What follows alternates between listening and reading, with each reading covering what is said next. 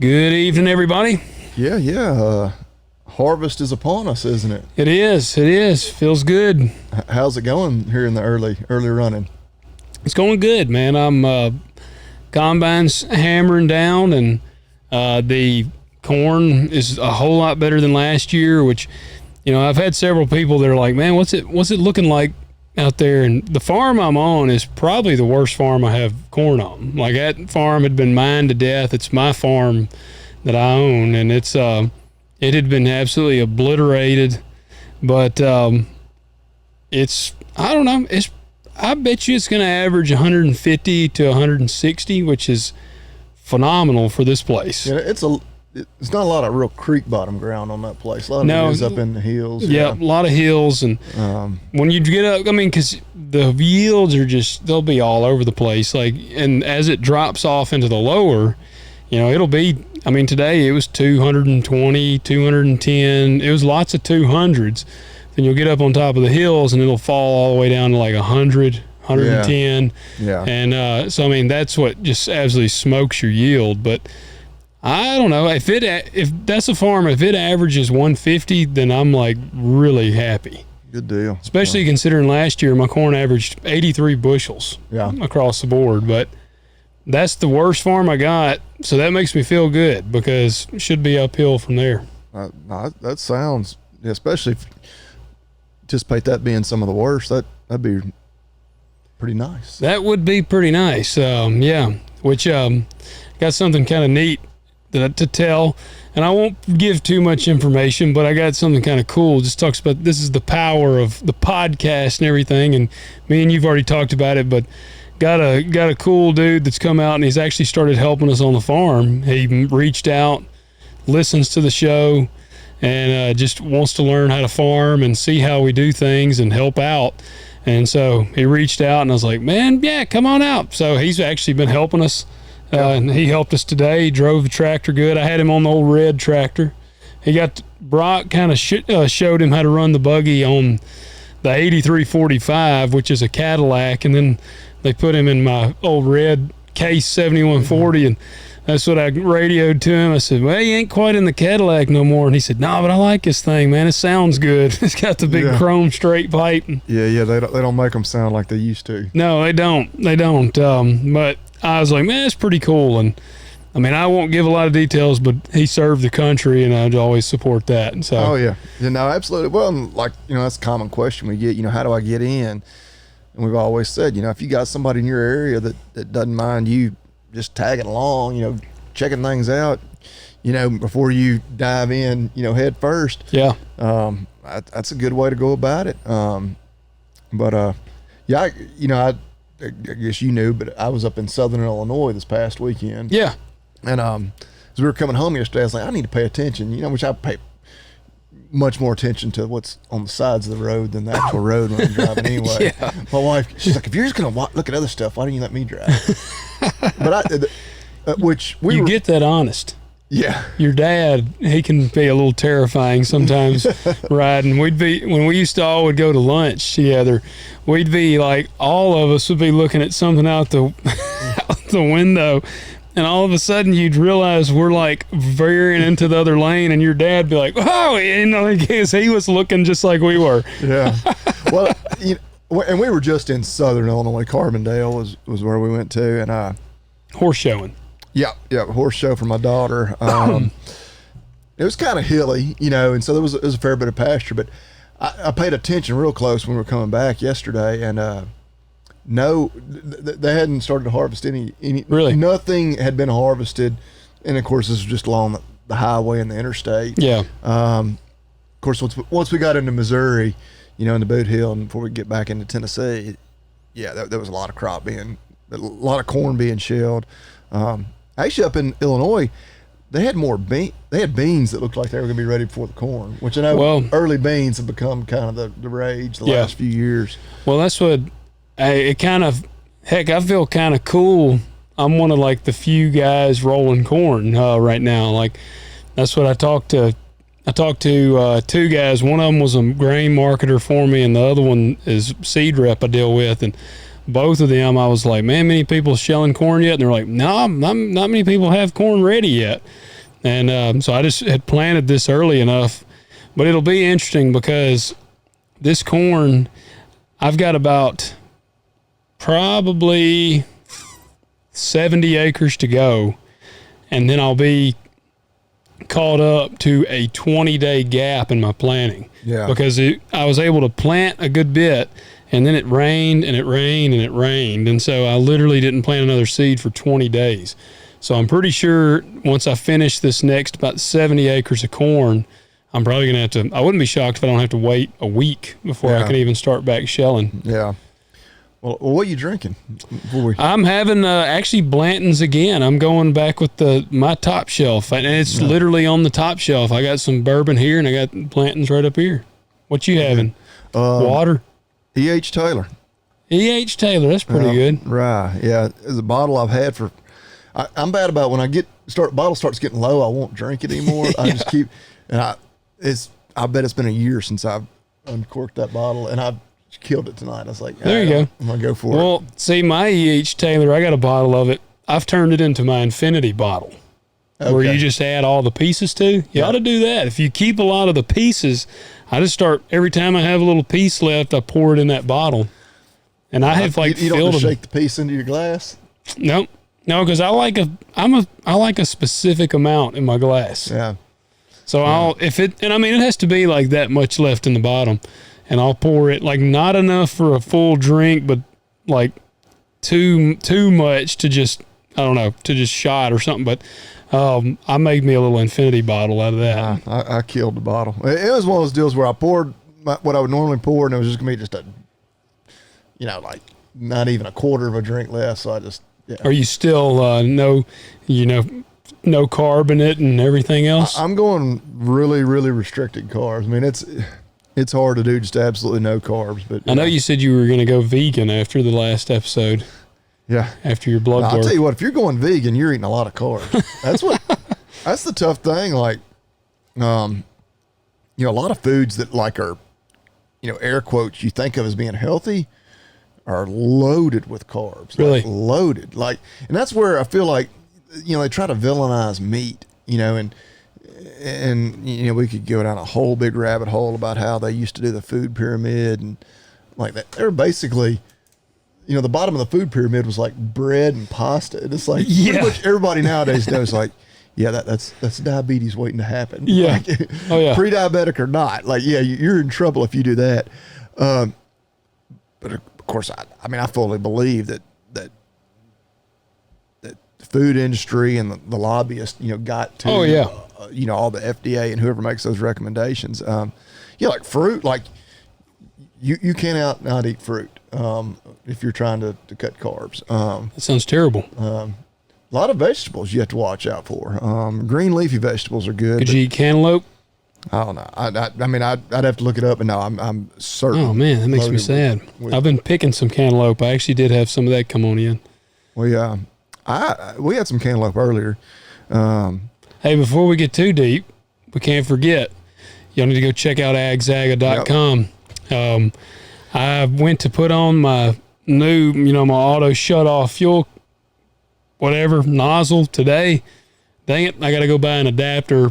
My end is too small. It's like for a bigger piece, so I got to buy a little adapter for that. So I was pumped. I was going to use it on my combine today because it takes a lot of fuel.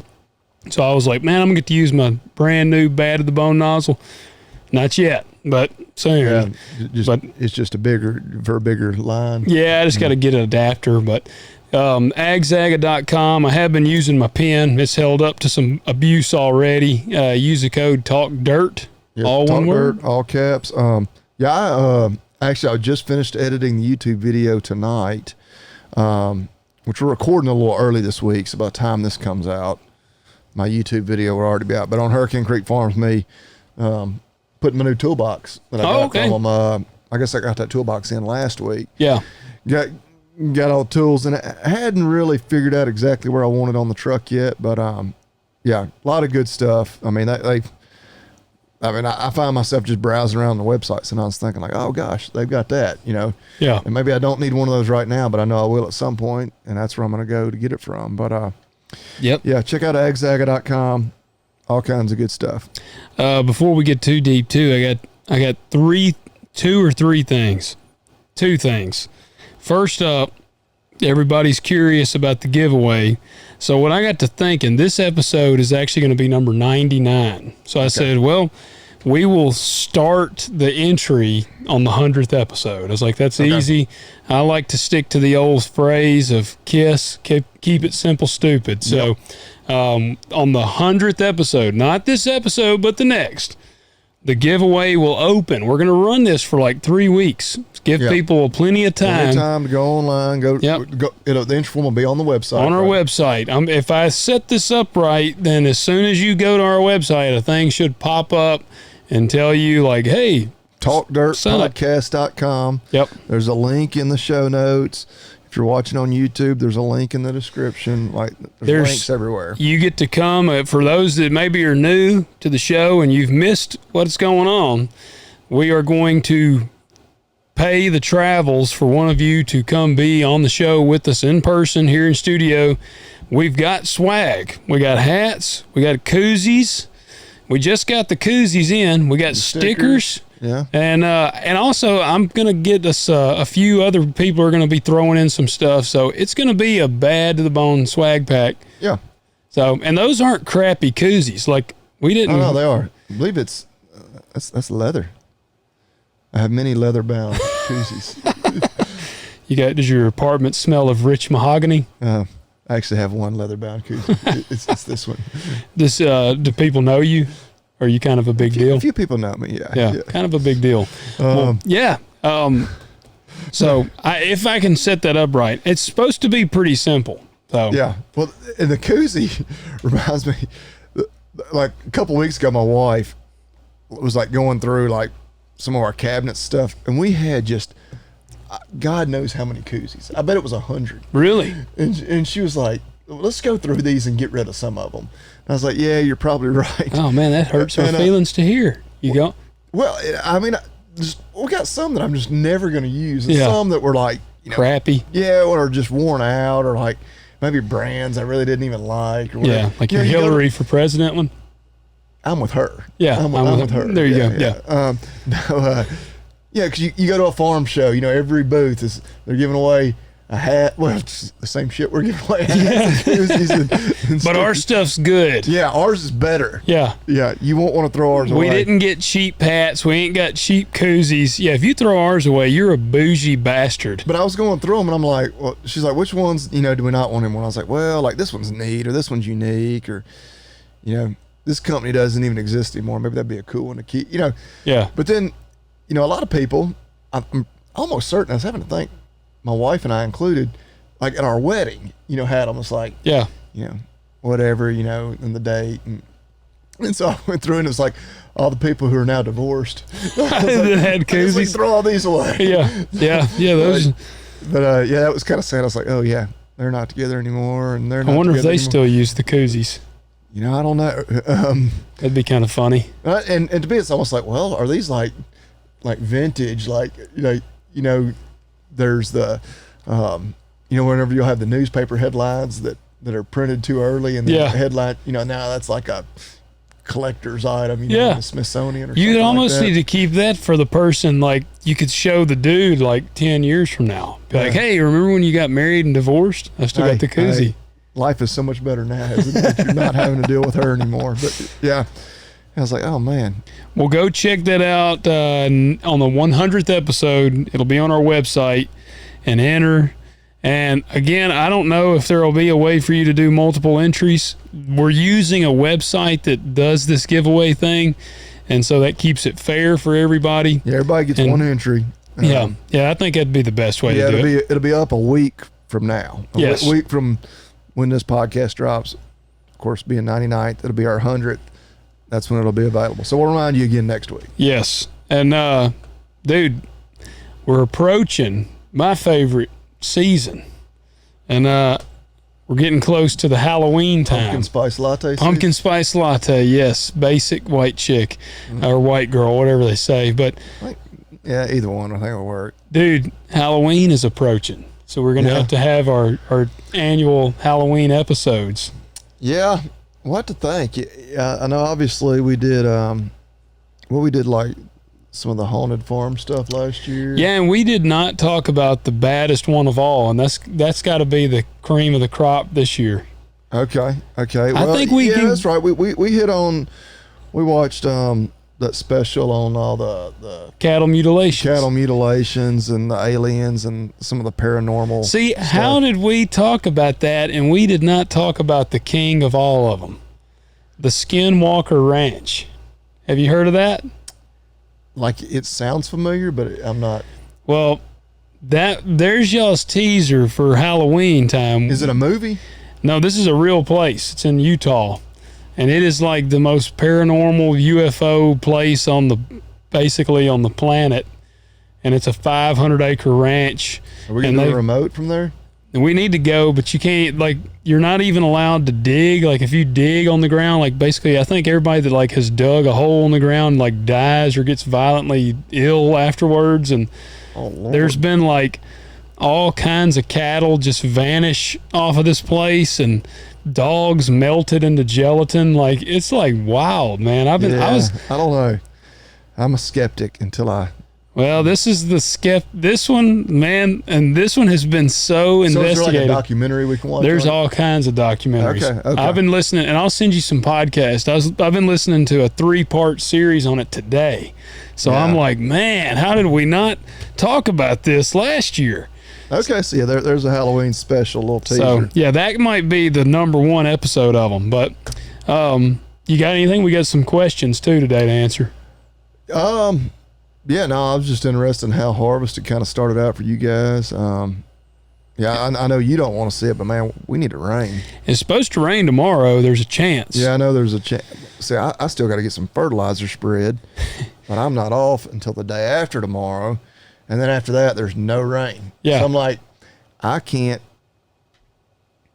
waste all that money and time, because by the time it's nearly a full day job by the time I go get a fertilizer buggy, get it spread, and take the buggy back. So yeah, and I'm going to be getting dangerously close to missing my window when you really need to get nitrogen on your fescue to fall stockpiling. But anyway, well, we're dry. We are dry, and actually, I'm more concerned about the rain tomorrow, because it was funny. Last week or week before, we had a 100% chance of rain. I got up one morning, and I looked on there, and it said 100% chance. And you know what happened? It didn't rain a drop. On one of those, it rained, because I did get like 1/10 of an inch at my house. And I've had a little over a 1/2 inch up the road at my other farm. But it was never like those rains would always come up kind of unexpectedly, you know, and of course it would never work out where I could get fertilizer spread. So part of me says I just need to go ahead and spread it. We might catch one of these days where there's like a 10% chance we'll catch one. Yeah. And eventually you've got I would go ahead. That's what I'd do with, on our nitrogen and everything else on the corn. You got to just go on. Yeah. Do it. I may go ahead and do that. I don't have anything else real pressing. Hay that's getting close, but I'm only going to get one more cutting anyway. So I'm like, we just got to get it cut before frost. And heck, we should be still another 6-7 weeks from a frost. Yep. Usually end of October for us before we're really getting in frost danger. But anyway, yeah. Well, all right. I got to do 2 reads here real quick. I like to give a couple shout outs. We're up to 153 on Apple Podcasts. I wanted to read these latest 2 reviews because we like to do this, give you guys a shout out. Now, I don't know how to say this name. Jebsha. Right. It's got to be just like an acronym or something. That can't be an actual name. Yep, Jebsa. We appreciate you writing in. Easiest listening ag and rural podcast out there. I love this podcast. Most ag podcasts are so technical or just plain old boring. These guys are easy to listen to, and it's fun and makes you feel like you're just hanging out talking with friends. I've been telling all the other folks at I guess with Wisconsin Farm Bureau, to check y'all out. Wouldn't that be Wisconsin? Yeah, yeah. That's awesome, man. Hey, that is great to hear. 5 stars. Well, and I mean, I know it's kind of cliche, but like we try to be equal parts entertaining and informative. Yes. And there are people, we've had people before that have bitched and said that our talking parts put them to sleep. And it's like, where well, we get off subject. And we've had other people that say, oh, that's what they love about it. Yeah. We're two regular dudes. Yep. We try to kind of model this around, if we were sitting on the tailgate out there in the shop, you know, after you got done harvesting, I mean, that's basically what we're doing. Just instead of sitting on the tailgate, we're sitting here behind this table, Yep. you know, with a couple of microphones in front of us. Or if we're riding around in the truck, Drinking beer, driving down the road. Yep. yeah. Looking at the crops, looking at the cattle, whatever. Like, just talking about regular dude stuff. Yeah. But with a lot of an ag flair to it. Yeah. I mean, and that's what I want it to feel like you're part of the crew, like you're sitting here with the buddies. Yep. Like, that's what I like. And that's what here, Farm Boy Nate, you got a little better name than Jafesh Jibsha. You said, great podcast. I'm a small farmer. I really enjoy the topics and banter. Keep it up, boys. Guys, we appreciate the reviews. Always appreciate them. If you want to leave us a review, leave us a 5-star review on there. Spotify, y'all are still killing it. Every time I check, there's more. We're like 120 something on Spotify. Yeah. So though y'all are catching up, I'd love to see them overtake Apple Podcast. All right. Now we got some listener questions. So the first one here comes from Mr. Tim, and I'm drinking the Blantons, Mr. Tim. He says, great friggin' show. I'd review it again, but Apple Podcasts won't let me, or most likely I'm just too dumb to figure out how. I've heard y'all talk a lot about small farmers and getting into agriculture, but how about the hobby/homestead farmer? What would be some of his concerns, specifically if he, she, it, I guess I have to say that now for all the friggin' non-binaries, just wants to raise food, i.e., and this actually is a good thing to discuss. Like, I had not thought about this, but miniature cows for milk and food and a medium-sized vegetable garden. What would they need to be aware of starting out? Oh, and no just ponytails. I want to see your wives braid your hair on the show so y'all have proud pigtails. I'm years away from having that much hair. Well, first off, Mr. Tim, we appreciate you. Years left in my life. To grow it out, to braid it. Well, the miniature cows, this is actually something good, because I had somebody call me one day asking, and I ended up calling you because I was like, man, I don't know. So that is something we need to talk about, because there are concerns when you get into the miniatures. Yeah, and so like just homesteading small, like you're wanting to obviously, subsistence living, I guess, I don't know if that's right, use that term, but you're going to have a lot tied, like say you're wanting to raise your own miniature cattle. And of course the miniature cattle people will tell you, well, they're easier to take care of, I was going to say, what are the pros smaller, of a miniature? I mean, aside from being miniature. Right. They're real novelty. And I've never had any, it's kind of I don't know. It's very much a niche. I would say, like, if you're wanting to just raise enough beef, because we're talking about cattle right there, and but obviously you don't want to have a whole herd. You certainly don't want a bunch of full-size cattle, whatever. I would probably, if you want to get into it, like cheap, buy maybe even some bottle calves. Yeah. I mean, you're not going to pay anything for them. Like, they almost give them away. Well, couldn't you used to buy dairy cattle, the calves from a dairy? Oh yeah, you could buy bottle calves right off a dairy. They're just a few days old. Now, of course, you're going to have to bottle feed them. Or you buy some weaned calves. Just go to the sale barn, buy you 2, bull calves. 300 pounds, 400 pounds, whatever. Bring them home, graze them out. Maybe you want it to be grass fed. Graze them all the way out until they're big enough to kill, or you do kind of like we do when we're backgrounding. You just might be doing it with just 2 or 1 even, versus having a truckload. But yeah, graze them until they're 800-900 pounds, and then put them on a finishing ration. Hell, that's what I do. That ain't nothing to. Yeah, that's what you gotta do. And I didn't think about that. And then all of a sudden, boom, there's your beef. Because let's say you're wanting to do the miniature cattle, I mean, obviously, you're going to have a bull or be set up to artificially inseminate. You're going to have you a herd of a few cows. Pretty good bit of startup cost just right there. So I would, like, if you're just wanting to be self-sufficient on your own beef, I would, and you can go to a sale barn, and buy calves. You can probably just buy, a couple directly off, a local farmer, a neighbor. Yeah. You can look on Facebook anywhere nowadays. Yeah. And that's actually a good spot where people might have a bottle calf they're trying to get rid of, because they don't have time for it. Bottle calves, I'll tell you, will just about break you though, because the dang milk replacer. Oh my gosh, yeah, that shit is crazy. Which, you don't get into doing this because it's going to save you a lot of money. You're doing it because you want to be self-sufficient. Yeah. If another pandemic or some black swan event like that happens and the grocery store shelves go bare for, hopefully just a few days like they did last time, but heaven forbid it's a few weeks or a few months, boom, you're in good shape. So on the cattle, that's probably what I would suggest doing. Maybe not necessarily go for the miniatures, but if you're just wanting, say you got just 2 or 3 acres, I would probably go towards just buying me 1 or 2. Well, and aren't the miniatures more prone to like health issues? Yeah, there's going to be again, even as a veterinarian, I don't feel like much of an expert on them because I don't have hardly any experience with minis, but all sorts of other different issues. I'll tell you, if you wanted some cheap meat, man, goats. My goats out here are easy. Now, you got to have good fencing. And opposed to going, miniature cattle, sheep or goats. That's basically they're miniature ruminants. I even got rabbits. I got meat rabbits. Small ruminants. But you just hit them in the head with a hammer.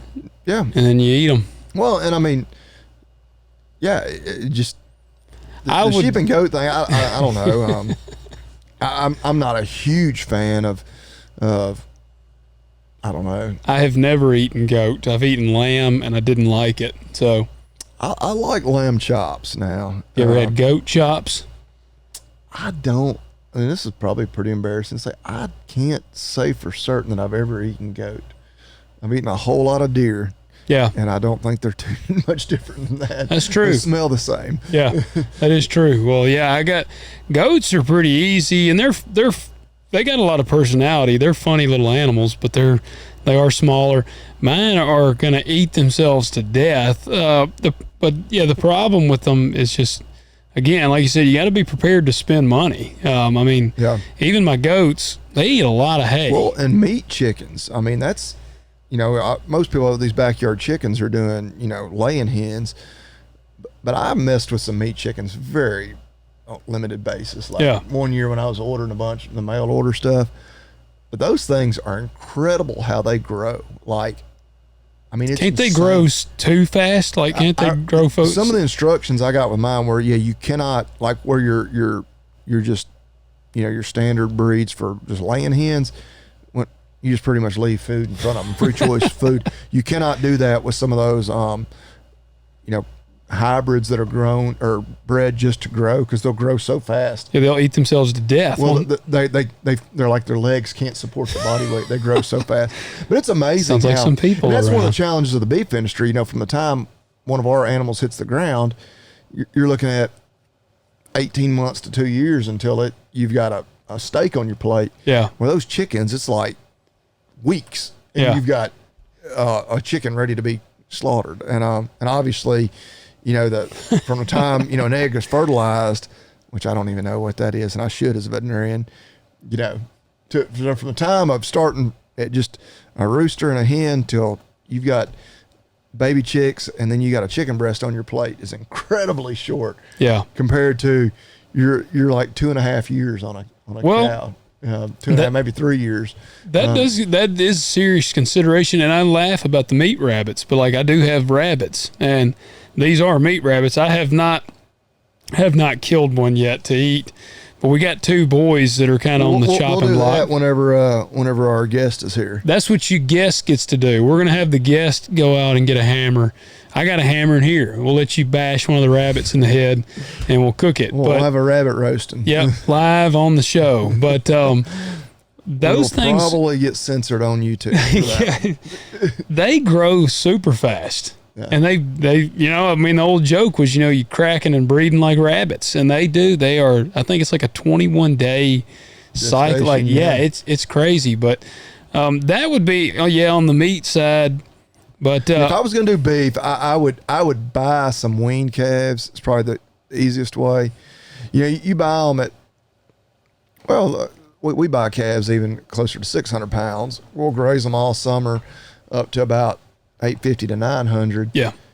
And then I put them on feed and they're getting killed. It's usually about a year after we have bought them at that 550 to 600 pound mark. So, yeah. Well, and then as far as. And then you could, if you really wanted to, I mean, I'd buy one that's 300 pounds, maybe buy some that are 800 or 900 pounds, are about ready to go on feed. You're going to have them ready to stage it. Yeah. And that way you've got a constant supply of beef. And you'll get a good bit of beef. Off of one cow, you get a lot of beef for one family. Enough. You can, you may sell half of it to a neighbor or use it if your neighbors, maybe they're badass gardeners. Yeah. Barter with them. Do some sharecropping, man. Yeah. Trade them a little beef for some veggies. But and you're more the expert on the vegetable side of things. I've got my little garden. Well, I don't hardly say I'm an expert, but the garden is just, I mean, and what I feel like they're wanting to do would be like just a basic garden. I mean, I feel like this kind of thing is you probably really need to focus on like the canning and stuff too. Canning so you can preserve it. But also I'm looking at it from the stand, like a lot of these people, not Mr. Tim in particular, but a lot of them probably have a job that's very much not ag. And so this is kind of their slice of getting to experience that kind of rural ag living. And so it's like, man, I want to have a garden. I want to do this. And yeah, you want to be self-sustaining. And so that is kind of what I would look at. And with the garden, I mean, the big things I think about are you want some easy ones like squash. You can plant squash will grow anywhere. Like you don't even hardly have to do anything to squash. Oh yeah, and you don't need but just a couple of plants. Golly, yeah, well, that's the thing. Like, we're talking about like canning and learning how to preserve it, blanching it, freezing it, whatever. Because, and we could do better than what we do with our garden. But we end up having like 6 weeks of like fresh vegetables that are coming in. We're eating them regularly, but we're not preserving any of it. If it sits on the counter too long and starts to get mushy, we throw it back out. In your compost, yeah. Yeah, and whereas, we ought to be putting up a lot of that to preserve it. See, that's one thing. We could eat, you may theoretically not have to buy any vegetables. You got all your own stuff year round. But Dad, that's one thing where he kills it with tomato juice, like, because he plants a bunch of tomatoes and he always does a bunch of tomato juice, some salsa. I mean, he is typically tomato juice. And I mean, like when we make soup in the wintertime, we just save all of our leftover veggies and we freeze them. And then at the end of the year, a lot of times I like to cook the roast and I'll freeze the remaining roast. And then at the very end of the year or in the middle of winter, I'll dump all the frozen vegetables into a pot, dump the frozen roast in there, and I dump like 2 jars of Dad's tomato juice in there and just make this smorgasbord. And I'll usually brown some hamburger meat and chunk it in there. Man, it is freaking awesome. And that's what he kind of seasons the tomato juice up. Yeah. But canning is the weapon. And that's what you can do that with. I mean, with all kinds of vegetables. Yeah, you don't have to limit it. Sweet corn. Learning to pickle stuff. I picked 4,000 or 5,000 ears of sweet corn and sold it, and I didn't save one. Yeah. And you can freeze sweet corn. You can actually just pick it straight off the plant, leave it in the shuck, put it in a Ziploc freezer bag, and you can freeze it. And it'll keep for like a year. Yeah. And so your garden is good. I think the compost thing, I don't do that, but you do. I think that's something cool to consider. I don't do it. I keep saying I need to either build me a composting pit. I mean, they don't even use bathrooms in the house anymore. Y'all just poop in the compost pile. Right. Now I mainly just throw all my vegetable waste, my eggshells, my coffee grounds, all that back out on my garden, but I don't like truly compost it. So Have you ever given the eggshells to the chickens? giving them back to them, no. Mine will eat them, but I don't give them a lot, but because I've heard that if they eat them a lot, they start actually like acquiring a taste, and then they'll eat their own eggs. Well, like I've seen, like Rob would be grabbing the eggs, and I would drop an egg, and it would bust. Oh, they're like ravenous. Oh yeah, and I'm like, oh yeah. Yeah, they are. They're very cannibalistic. Yeah, that's. Now your cows. See, this brings up an interesting point to me. Is this considered composting? Now I've been saying I'm gonna go out here and gather the manure out here from my 3 cows out here. Well, I cut up a couple cantaloupe the other day. Got out of our little garden or at the store, and had the peelings, which is pretty thick. And I chunked a few in here for the chickens, and they get after it. And then the rabbits eat the crap out of it.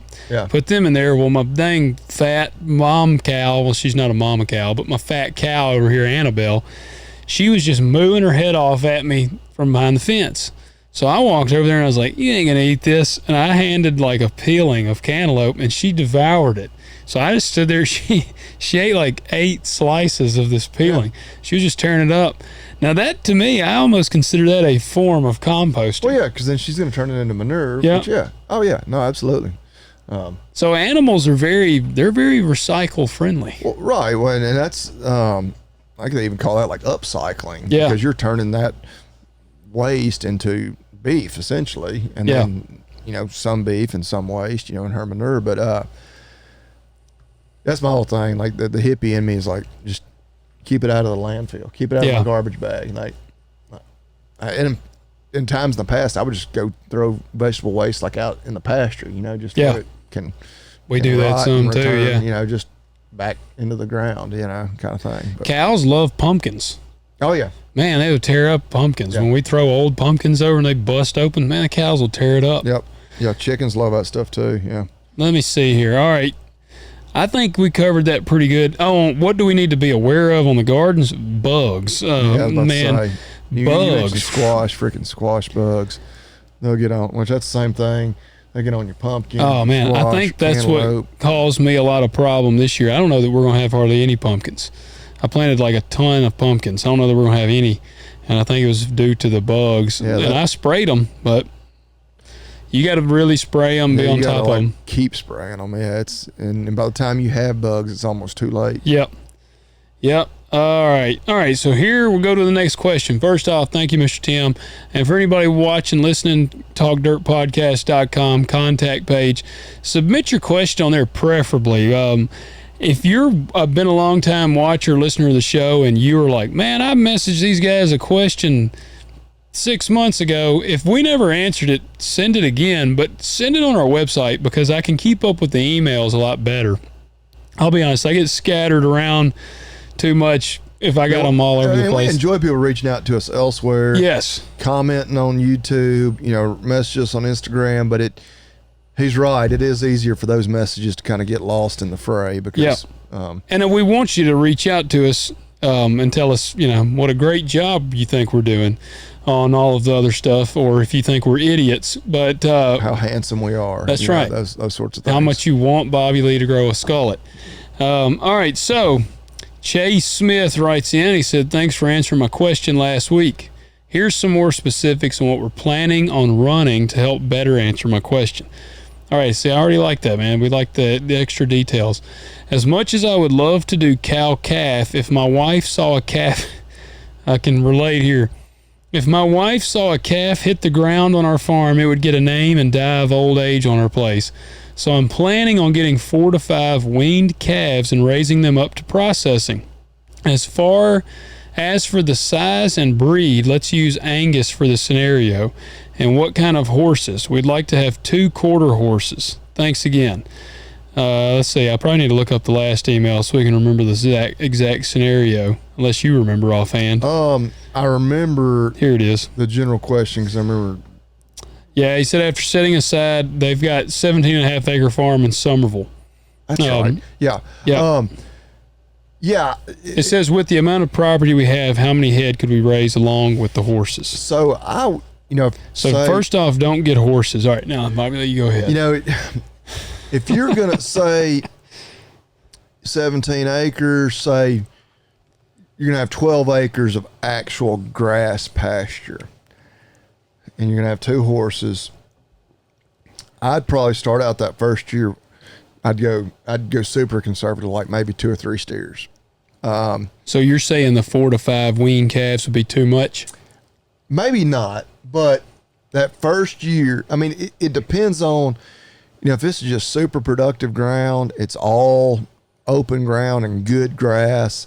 Because everybody, I mean, my pastures, talking about your cornfields where you get up in the hills, I've got some place in the pasture where it's grass is constantly, mid-thigh on you and thick as hair on a dog's back, and other spots where it's, looks like a golf course almost. Yeah. No matter what. Year round. No matter what. On the hill tops and some poor ground. And if you're going to put the fertilizer to it and whatnot, but I would start out that first year, however many you think you could run, and back that down. Maybe even cut it in half. So I would start out with just 2 or 3 and just see. So he could actually run 4 to 5 if he didn't get 2 horses. So you could have you could have 4 to 5 productive animals if you didn't have the 2 non-productive. And see again, like if he wanted to do, like, and the nice thing about this system is you can wait and buy calves like in March, April, grass is coming on. So you've got the feed out there for them. Buy you some 600 pounders. They're high right now. They'll probably still be high next spring. Graze them. If you've got good grass, they've got more than they want all the time.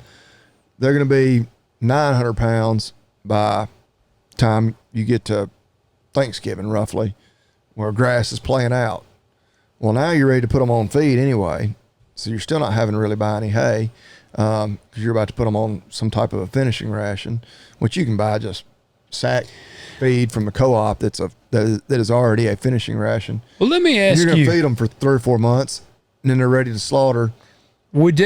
So my only complaint on that last bull that I did, which now I did not castrate him, so I don't know if that was part of it, but man, it is lean. And I fed him out with the co-op stuff. Yeah, I don't know. Unless, just feeding him longer.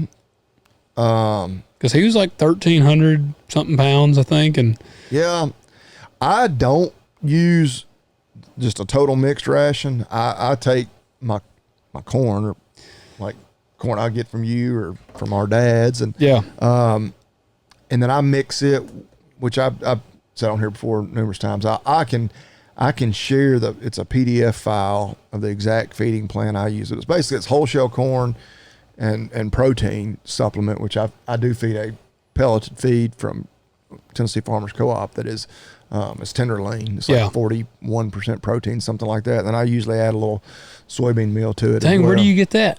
You get it 41%? Well, it's a special pelleted. So it ain't bags you're buying at the store. Yeah, it is. It is. Yeah. Dang, see but you have to, like, it's labeled on there, like, you have to mix it. Like, you can't feed it straight.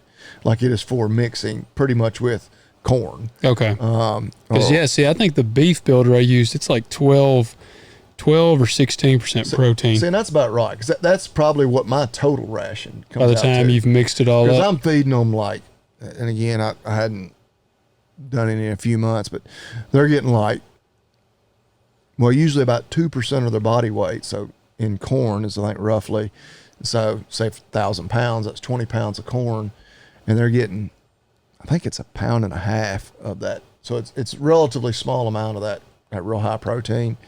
But yeah, I don't know, because I've never fed them out just on tender lean, but I know people that do. Well, I don't know why it is turned out lean. so lean. Like the steaks, I told my wife, I was like, we're going to have to try cooking these steaks in like a crock pot, like, and make them into like a roast. Stir fry them or something, or fajita meat. The ground is good, but it is lean. But like, that's what I've almost been, that's one thing I've been wanting to dabble with on the next one I feed out. And maybe even trying some of that stuff. We talked about what you can get from the distilleries. Distiller's grains. Yeah, like getting some of that and trying to kind of sweeten it up a little bit. I mean, obviously you've got access to the corn. You just need somewhere where you can hold some corn, like right here. That'd be handy. I mean, like I do, I put it in a gravity wagon. Yeah. Keeping the coons out of it is a big You just challenge. feed them whole kernel. Yeah, whole shell corn. Yeah. You can. Some people say, oh, you need to, have cracked corn or rolled corn or whatever. The feed efficiency or the conversion efficiency increases a little if it's been cracked. It's usually not enough to justify taking it somewhere And having it done, paying for it to be done. Unless you're feeding out like a bunch. Yeah. But And you've given them too much when they could shit through a screen door. well, or they just go off feed. Yeah. A lot of times they'll do that. They'll just quit eating that, or they'll founder just like a horse. They'll get a little. You'll see, till they're kind of tender on their feet. But yeah, I would say that first year, don't overdo it. I may just buy 2 or 3, and you're not going to get rich doing it anyway. And 2 or 3 is going to be way more than you're going to eat yourself. Yeah. And kind of go from there. If you have grass coming out your ears that first year, well, you might go for 5 or 6 the next year. Yeah. And I got to give a good. But you'd rather have way too much grass and just have grass left over. Yeah. Than be feeding hay. This time of year, because you've just totally overdone it and it's gotten dry on you and you don't have any more grass left. Yep. Well, and I got to poke fun. I always mess with them about the horses. Yeah. I mean, and hey, look, if somebody wanted to give me one, I'd take it. I'd sell it and then get something cool with the money. But, all right. So we got another one. Appreciate you writing in, Chase. Hopefully that helped you out. If you want even more specifics, then you know what to do, man. Reach back out. So the next guy here is Brandon, and another Tennessee boy here. This has been 3 Tennesseans in one go here. Hey guys, Brandon from East Tennessee here. Got a question for both of you. For Bobby Lee, I'm curious to hear your thoughts on the price of cattle and how it affects stocker feeder operations. I'm trying to diversify our farm and get into the stocker cattle, but all I hear is old timers saying, and I'll tell you right now, I hear this the same thing, but referred to with row cropping. And this is obviously not about cattle, but he says, all I hear is old timers saying, you'll never make money buying calves as high as they are. And he's got that in quotations. But my thoughts. Well, you're going to sell them high too. So. Yeah. So with stocker, where he have more? Yes. Yeah, okay, go ahead. He said, but my thoughts are, as long as the prices stay steady, then the money is there, just at a higher input cost. Yes. All right, answer that, and then I'll get to the next one. So it's more important with these prices where they are, because you can lose your ass pretty easy if something did crazy happen from. So and again, I refer everything back to how we do it. We buy in March, April, sell in October, November. We're not trying to make money on the market. We're not buying calves because we think we're buying low and going to sell high. That's great when we can, and we have been able to do that. But the opposite can happen to you some years. We're making money on that, 300 pounds or so. We figure they're going to gain in that time frame. We just, if the market stays just perfectly steady, which it never does, but relatively steady, I'm happy because I'm making money on that grass that those calves are turning into pounds for me. But because they're, you got a lot more initial investment. I mean, a 600 pound steer now is going to cost you, depending on where you're buying and what exactly, if you're wanting all black, you may have $1,800 in that calf, easy, maybe more than that. So hedge, in some form or fashion. And that's what we do. We do those LRP, livestock risk protection plans, but there's a bunch of other ways to do it where you're locking in, or you got some protection built in for yourself there. Cause let's say, I don't even know what feeder cattle prices are right now. 260, something like that. But yeah, I mean, whatever, you're buying them at that price, but then you're selling them back into essentially that same market, theoretically. Feeder cattle for September right now are at 256 or 261 for October, all the way up to 262. Yeah, I mean, right. It's a whole lot more input cost on the front end. I mean, we bought them for, I'd have to even look back. We have had years where we paid way less than $1,000 a head for them. Or now, if you're getting them for less than $1,000 a head, you're buying them. I mean, they're peewees, and even then, you might be hard pressed to find some that would be it costs less than that per head. I'm gonna look at one of our local sale reports here, but that's kind of like they're saying that. I'm like, what are you talking about, man? Like there's this thing we're dealing with called inflation. Yeah. Where everything costs more, and some people would argue cattle prices haven't necessarily kept up with the rate of inflation, and I wouldn't necessarily disagree with that, but and it never does in farming. Yeah, they're going to cost you more to buy them, but you're going to sell them for more. Well, and the thing I think about in that regard to that quote, because man, it never fails. I'm in this really big farming Facebook page, and on there we get a lot of guys that'll comment on there and be like, "Hey guys, so and so, and I'm wanting to get into farming. Any advice you got? I'd love to have it." You see this all the time, and it'll always be a ton of guys that are farmers, have been farmers all their life. They do very well as farmers, and they'll say, "Don't do it. You'll never make any money." And I'm like, man, why? This is a goofy way to be. Like, you see that all the time. They say this crap.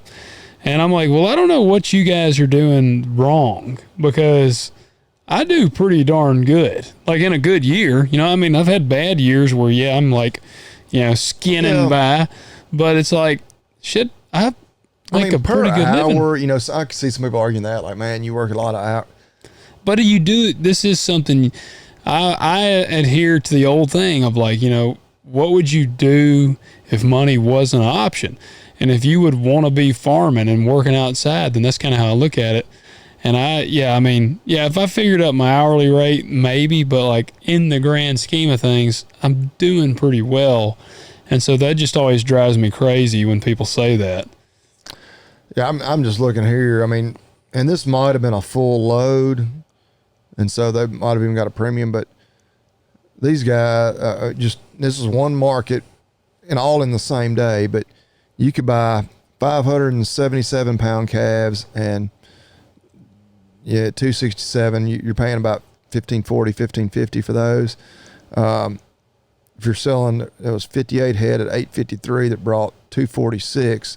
I mean, you're making, or I shouldn't say making, you're grossing over $550 a head on those.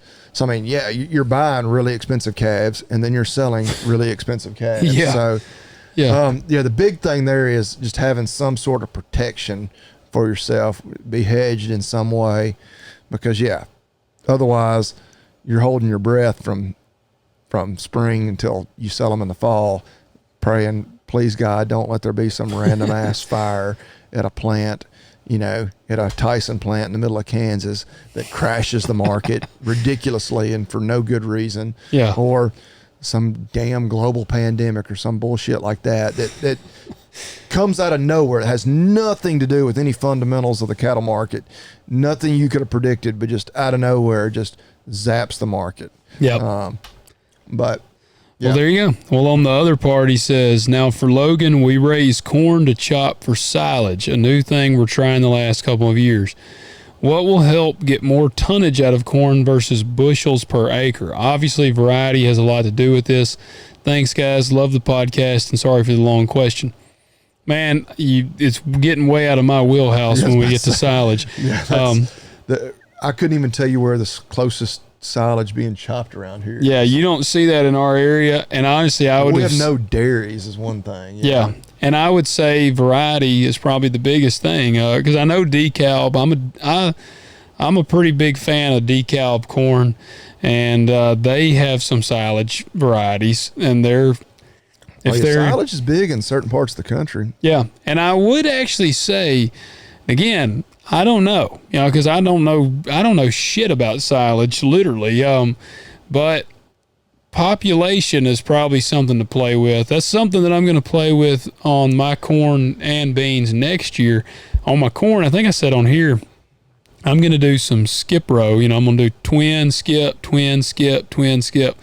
like that. So it'll be 30-30 inch, 60, 30-30, if that makes sense. But I would play around with population. I know some of the... talk to people in your area. I wish I had more information for you on the silage, but that's just not something we do. And in some parts of the country, where they do a fair amount of silage, but they also, plant some corn, for the grain. If the grain's just not there, then they'll chop it for silage. Because they've got options. They realize, okay, I can sell this for feed, silage directly to, a lot of that's in big feedlot country. But silage is a great feed for beef cattle too. It's more commonly, at least probably in the Southeast anyway, associated with dairies. I know people. And it was actually some of my buddies from East Tennessee when I was still, row cropping my bottoms on my place. I had corn one year and they're like, man, why don't you chop it for silage? It's great feed. And I'm like, well, I got to have a way to store it, number one. And of course you can put silage in bags just like you can grain and other things. But I was like, I'm going to sell the grain. That's the only, I don't even know, which a lot of, because of course silage choppers are outrageously expensive and all very specialized equipment. So you have a lot of custom harvest crews, but we don't even have any of those. No, you just don't see that around here. I don't, if you told me I had to drive and find a silage chopper as fast as possible, I don't even know which direction I would drive or where I would go. There's it seemed like we saw some, I think it was last summer, in deep South Mississippi or Alabama when we were driving to the beach. And I was like, whoa. Yeah. There's a silage chopper. They're going to chop that corn. But anyway, Well, there you go. Well, man, we appreciate you writing in. If you got any other questions, please reach out. All right, well, I think we got time for one more because we answered part of this one already last week, I believe. Mark writes in, I guess this may be where I got part of the question from. Question for Bobby Lee. I've always heard you say F1. We covered this, but he said, when talking about certain bulls on your YouTube, recently just heard about this reasoning. Hoped you could expand on what that means. We talked about that. And then do I understand it correctly that it is two purebred animals, first generation offspring? Yeah, two purebreds of different breeds. That's what he did say in parentheses, belonging to different breeds. And then he said, this was the other part I was going to get you to touch on. I've also heard if you start breeding those offspring further out away from that first generation, the hybrid vigor starts to go away. He said, appreciate the info. Please keep up the Made in America companies. Would love to hear the history of the family farm from your fathers. Yeah, we're gonna have to get them on here to do that. That would have been a good one to have done for the 100th. I don't know that we can make it happen that quickly. I don't either. So does the hybrid vigor go away? If you don't use it, do you lose it? The hybrid vigor, now you are maximizing, and that's why I like, and a lot of that, when you hear the term F1 in cattle, it's usually something Brahma, Hereford, Brahma, Angus, whatever, because again, you're actually not even just two different breeds, you're two different species. And so a lot of hybrid vigor there. So, and I take my F1 heifers typically, so they're F1 Brayfords or whatever. And I'll breed them back to an Angus bull. And and then that offspring, of course, is going to be half Angus, quarter Hereford, quarter Brahman. You've really got even more hybrid vigor in there.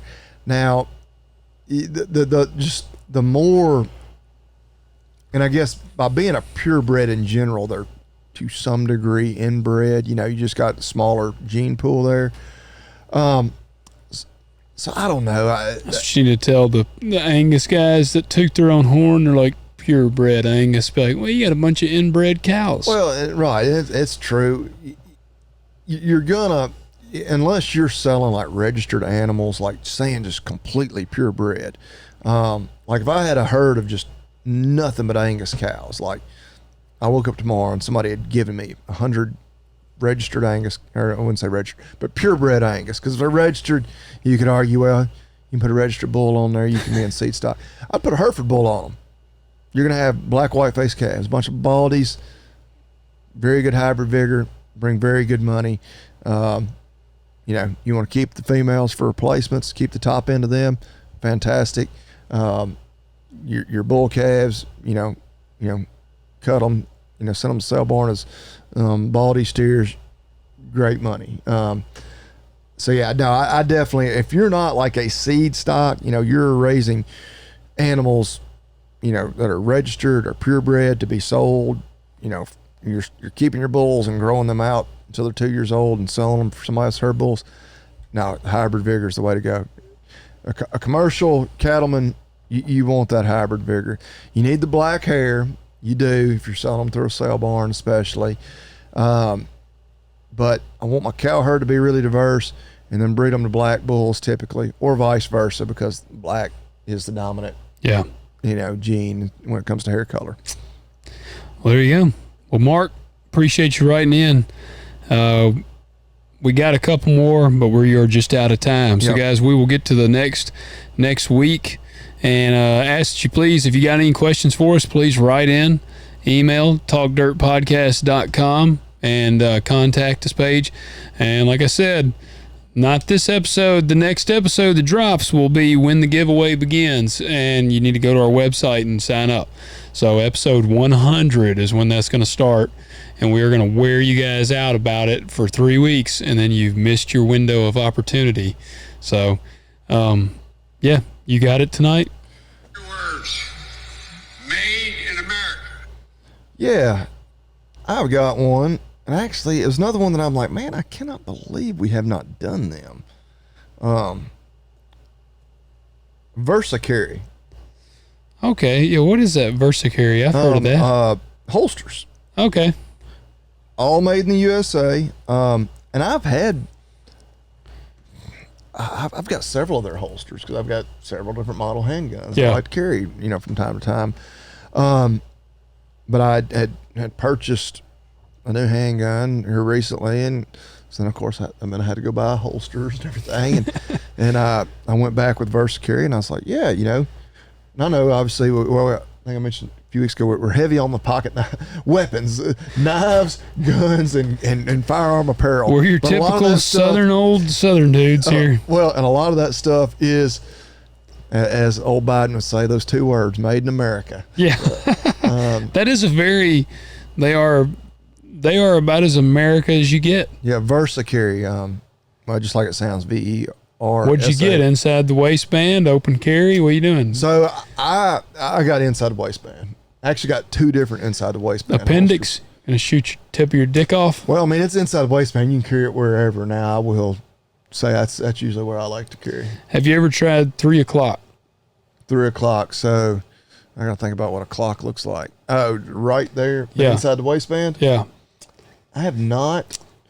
What do they call it when you carry it like in the small of your back or like that'd be back pocket? I mean, that'd be 6 o'clock, I guess, but I don't know. I used to carry about 5 o'clock probably. Yeah. Like I've been thinking of going. I like that, but the whole it's not very tactical. Yeah, somebody come up behind you, like can see you printing and rip it out is probably the thing.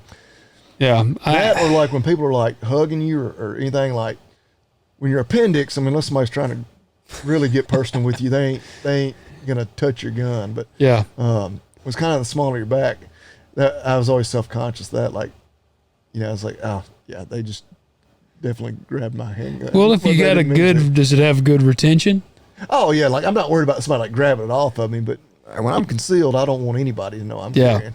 Well, that 3 o'clock is what I've been thinking of going to. I typically carry appendix, and my pistol is aimed right at my dickhead, and so I'm always like, man. I think about that too as I'm sitting there sometimes. I'm like, yep, Yep, I'd be a eunuch if this thing. Yeah, I mean, Randomly went sometimes off. if it's rode up, like if I'm sitting in like a comfy chair and it's like my holster's up, it's like just completely at my entire package. And I'm like, yeah, if it went off here, I would have nothing. Like I would have nothing left. I guess be nice. We live in an age where they can just manufacture you a penis. So I guess I could be like, hell yeah, they well, could. give me like a 18 incher, man. I want something to show for it. But that's cool. Versa carry.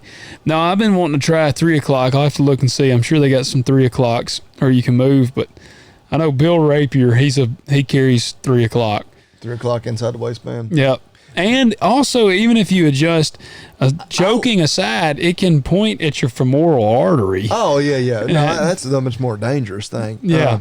Well, and I like to be able to tuck my shirt because when I don't have to tuck and I'm just carrying inside the waistband, I've got a plethora of holsters that work, and a lot of them are more comfortable even. That's basically, I bought 2 different Versa carries. One I can tuck and one that's a little more comfortable, but you can't tuck your shirt over it. Yeah. Just because, depending on, some places I go, I've got to have a tucked shirt in. Yeah. A tucked in shirt, or depending on what I'm wearing. But anyway, yeah, Versa carry, check them out. Made in USA. Nice. Also, again, agzaga.com. Yep. I don't think they have any handgun holsters. But that would be nice to they add. might. I wouldn't rule out the possibility of them at some point in the future. They got underwear. Don't hold me to that. Yeah, they do have underwear. They got, man, you just got to check them out. Parts, tools, accessories. I mean, if you need it for the farm, the garden, shoot, just around the house, check them out. Yep. Use that discount code TALKDIRT, all one word, all caps. 10% off, super fast, super reasonable shipping. And use it too because it helps us because we want them, they've teamed up with us. We want them to be like, man, your audience is really buying and using y'all's code. Like that looks good. So yeah. Oh yeah. Support us. It and do that. absolutely helps us out too. So. Yep. All right, guys. That is pretty much it for this episode. We will catch y'all next week, and that'll be the kickoff of the giveaway. Yeah, this is 99 in the books.